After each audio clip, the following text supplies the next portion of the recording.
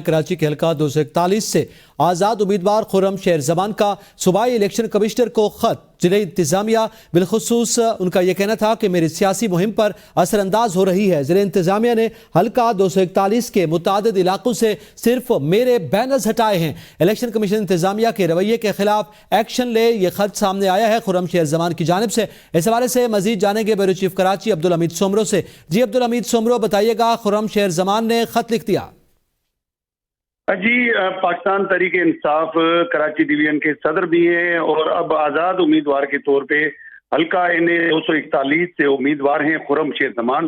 ان کی طرف سے صوبائی الیکشن کمشنر کو خط لکھا گیا ہے اور اس شکایتی خط میں انہوں نے کہا ہے کہ جو ضابطۂ اخلاق ہے الیکشن کمیشن آف پاکستان کا، اس کی ان کے حلقے میں خلاف ورزیاں ہو رہی ہیں اور انتظامیہ جو ہے وہ مصروف عمل ہے کہ کسی طرح ان کو جو ہے ہرایا جائے۔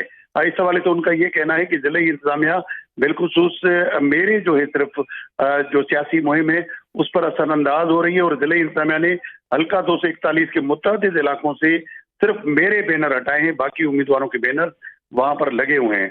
انہوں نے خط میں یہ بھی کہا ہے کہ اس کے برعکس دیگر جماعتوں کے امیدواروں اپنی مہم جو ہے وہ چلا رہے، ان کو جو ہے وہ کھلا میدان فراہم کیا جا رہا ہے۔ الیکشن کمیشن سے درخواست ہے کہ ان تمام باتوں کا سخت نوٹس لیا جائے۔